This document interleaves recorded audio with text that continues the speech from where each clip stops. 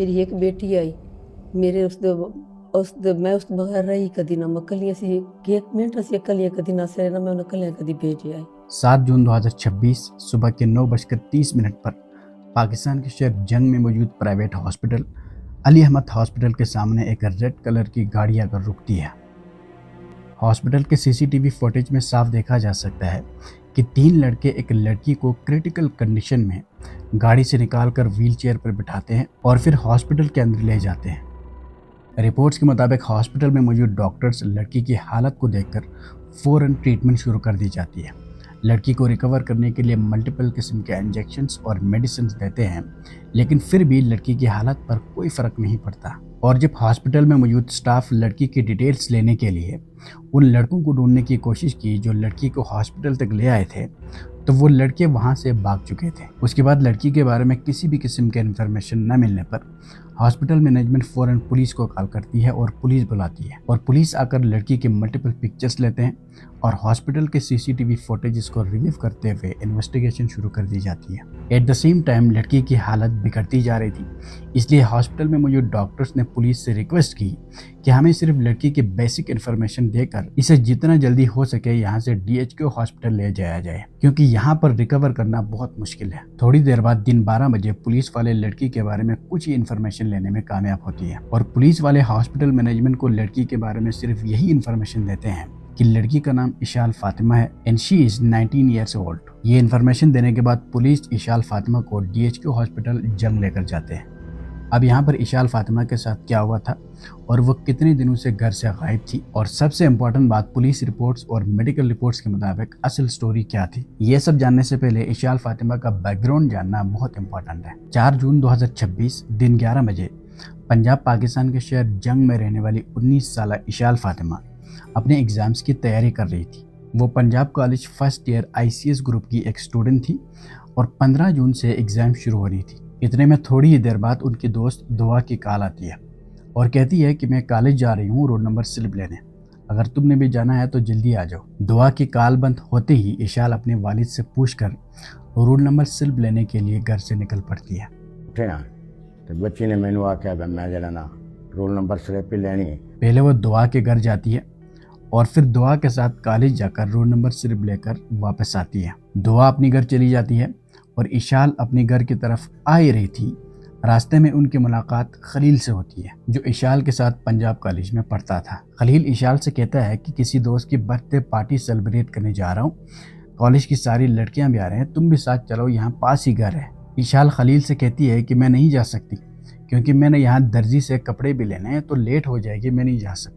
खलील की बार बार रिक्वेस्ट करने पर इशाल दोबारा पूछती है कि वाकई में लड़कियां भी आ रहे हैं वहाँ पर। इसके जवाब में खलील कहता है लड़कियां आई हुई है वहाँ पर, तुम चलो तो सही साथ। इस तरह बार बार रिक्वेस्ट करने पर इशाल बिल आखिर खलील के साथ चली जाती है। जब वो दोनों उनके किसी क्लास फेलो के घर पहुँच जाता है तो इशाल को पता चलता है वहाँ पर कोई बर्थडे सेलिब्रेट नहीं हो रही थी। रूम के अंदर सिर्फ खलील के 2 दोस्त एहसन और अवैस मौजूद थे। वो लोग इशाल से कहते हैं बाकी दोस्त भी आ रहे हैं, तुम बैठ जाओ, ये सिर्फ एक बर्थडे पार्टी है, फिर तुम चली जाना। इन तीनों की रिक्वेस्ट पर इशाल फातिमा मजबूरन बैठ जाती है और वो लोग इशाल को चाय और बोतल पेश करते हैं और वो चाय कोई आम चाय नहीं थी।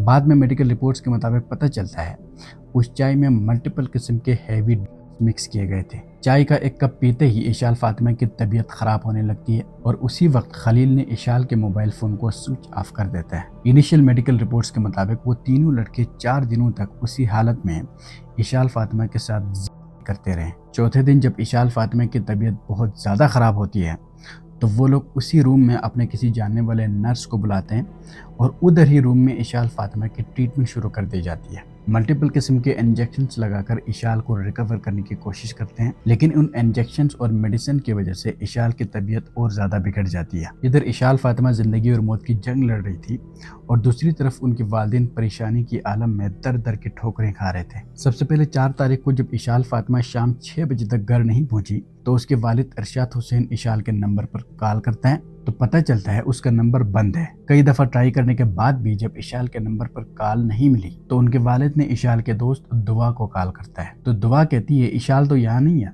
वो तो उसी वक्त यहाँ से निकल गई थी। ये बात सुनते ही घर वालों की परेशानियां बढ़ने लगती है और रिश्तेदारों को बुलाकर इशाल को ढूंढने की कोशिश करते हैं। رات بھر اشال کے والدین، رشتہ دار اور تمام محلے والے مل کر اشال کو ڈھونڈنے کی کوشش کرتے ہیں، لیکن پھر بھی اشال کا کوئی پتہ نہیں چلتا۔ تو اگلے دن 5 جون 2026 صبح 9 بجے اشال کے والد ارشد حسین پولیس میں اپنی بیٹی کی گمشدگی کی اپلیکیشن دیتے ہیں، لیکن 2 دن گزرنے کے بعد بھی پولیس کی طرف سے کوئی رسپانس نہیں آتی۔ پولیس میں اپلیکیشن دینے کے بعد بھی وہ لوگ اشال کو ڈھونڈنے کی بھرپور کوشش کر رہے تھے، اور دوسری طرف 1000 کوششیں کرنے کے بعد بھی اشال کی طبیعت ٹھیک نہیں ہو رہی تھی۔ میڈیسنز اور انجیکشن کی وجہ سے اس کی طبیعت وقت کے ساتھ ساتھ خراب ہوتی جا رہی تھی۔ 4 دن گزرنے کے بعد بالآخر خلیل اور اس کے دوست مشورہ کرتے ہیں کہ اشال کو ہاسپٹل ہی چھوڑ آتے ہیں، نہیں تو کوئی پرابلم ہو جائے گی۔ اس کے بعد 7 جون 2026 صبح کے 6:30 پر خلیل اور ان کے دوست اشال کو اپنی گاڑی میں بٹھا کر وہاں کے قریبی پرائیویٹ ہاسپٹل علی احمد ہاسپٹل میں لے جاتے ہیں، اور اشال کو ہاسپٹل کے سٹاف کے حوالے کر کے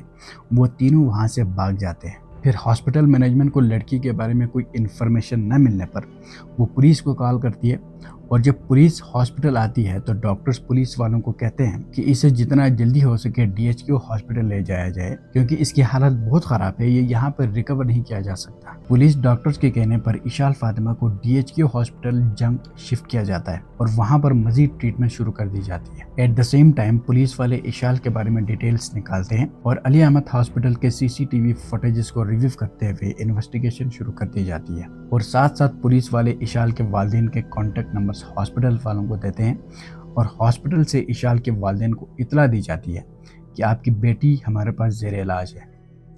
7 تاریخ کو ہمیں پتہ چلا، میسج آیا کہ آپ کی بچی ہسپتال میں داخل ہے۔ اطلاع دینے کے کچھ ہی دیر بعد اشال کے والدین ہاسپٹل پہنچ جاتے ہیں۔ پولیس ملزم کو پکڑنے کے لیے علی احمد ہاسپٹل کے CCTV فوٹیجز کو ریویو کرتے ہیں، اور CCTV فوٹیج میں کیپچر ہوئی اس گاڑی کے نمبر پلیٹ کو ٹریس کرتے ہوئے ملزم کی ڈیٹیلز نکالتے ہیں۔ گاڑی کو نمبر پلیٹ کے ذریعے جب ٹریس کیا گیا تو پتہ چلتا ہے وہ گاڑی خلیل الرحمان کے والد کے نام پر رجسٹر تھی۔ تو پولیس فوراً خلیل کے گھر جاتے ہیں اور وہاں جا کر انفارمیشن لیتے ہیں کہ یہ گاڑی کس کے زیر استعمال رہی ہے۔ تو خلیل کے گھر والوں کو کہنا تھا کہ یہ گاڑی ہمیشہ سے خلیل کے زیر استعمال ہی رہی ہے۔ یہ انفارمیشن ملتے ہی پولیس فوراً خلیل کو اریسٹ کر لیتی ہے، اور اریسٹ کرنے کے بعد جب خلیل کے سافٹ ویئر اپڈیٹ کیا گیا تو ان کی بتائی گئی ڈیٹیلز کے مطابق ان کے 2 دوست احسن اور اویس کو بھی اریسٹ کر لیتی ہے۔ اور دوسری طرف اشال کے والدین ہاسپٹل پہنچنے کے کچھ ہی منٹ بعد 7 جون 2026 شام 5:30 پر اشال فاطمہ اپنی زندگی کی بازی ہار جاتی ہے، اور اشال کے پیرنٹس کے مطابق اس وقت ڈاکٹرز انہیں انیشل میڈیکل رپورٹ پرووائڈ کرتے ہیں اور کہتے ہیں کہ آپ کی بیٹی کے ساتھ کی ہوئی تھی، اور یہ خبر پاکستان بھر کے TV چینلز کے اوپر نشر کی جاتی ہے کہ جنگ میں ایک لڑکی کو جنسی کا نشانہ بنا کر گیا ہے۔ جنگ میں اشال فاطمہ جنگ سے خبر ہے جہاں پہ اشال فاطمہ کی جو ہی یہ خبر TV چینلز کے اوپر بریک کی جاتی ہے تو پبلک کی جانب سے بہت غم و غصہ دیکھنے کو ملتا ہے۔ اس وجہ سے پولیس کے اوپر اور ملزم کے فیملی کے اوپر ہائی لیول کے پریشر آنے لگتے ہیں۔ اشال کے فیملی کے مطابق ملزم کا تعلق ایک ہائی پروفائل خاندان سے ہے، اور وہ پنجاب پاکستان کے ایک MNA کے قریبی رشتہ دار ہے۔ کیا یہاں پہ جو ایکس MPA ہیں وہ اتنے مضبوط ہو گئے کہ وہ ایک ہمارے قتل کو دبانے کی کوشش کر رہے ہیں؟ ہم سادات فیملی، ہم اپنی عزت پہ آج جو آنی تھی وہ آ گئی آگے۔ اسی لیے اگلے دن میڈیکل رپورٹس اور چلائی گئی تمام خبروں کو مختلف اینکرز کے ذریعے تبدیل کیا جاتا ہے، اور مختلف لوگوں کے ذریعے TV چینلز کے اوپر اور سوشل میڈیا کے اوپر یہی بتایا جاتا ہے کہ لڑکی کے اوپر کوئی زیادتی نہیں ہوئی تھی۔ متوفی طالبہ سے اجتماعی ثابت نہیں ہوئی، DHQ انتظامیہ کا کہنا ہے اس کی موت صرف ہائی اماؤنٹ میں ڈرگز لینے کی وجہ سے ہوئی ہے۔ اس بیانیے کے رد عمل میں اشال کے والدین اور فیملی کا کہنا ہے کہ یہاں کے پولیس اور انتظامیہ سب ملزم کے خاندان سے ملے ہوئے ہیں، ہمیں یہاں کے پولیس اور انتظامیہ پر کوئی بھروسہ نہیں ہے۔ سادات فیملی، ہم اپنی عزت پہ آج جو آنی تھی وہ آ گئی آگے، ہم ہر حد پہ جائیں گے، اور DPO صاحب اپنی ہر پریس کانفرنس میں اور ہر جگہ پہ یہ اظہار کر رہے ہیں لڑکی کے کردار کو کر رہے ہیں۔ ہم بالکل اس بات کو ہر ایوان تک جائیں گے جدھر تک ہمیں جانا پڑا۔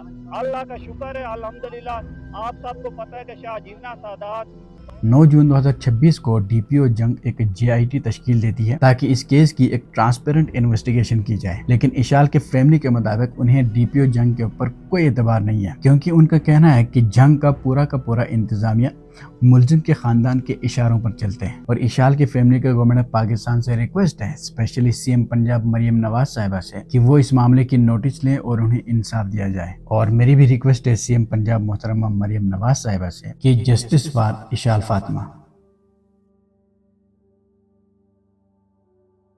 तो दुनिया भर में स्पेशली पाकिस्तान में होने वाले ऐसे केसेस को एक्सप्लोर करने के लिए, ऐसे केसेस के बारे में जानने के लिए नीचे सब्सक्राइब का बटन दबाकर मुझे ज्वाइन कर सकते हैं। आपसे मिलते हैं अगली वीडियो में, तब तक के लिए अल्लाह हाफ़िज़।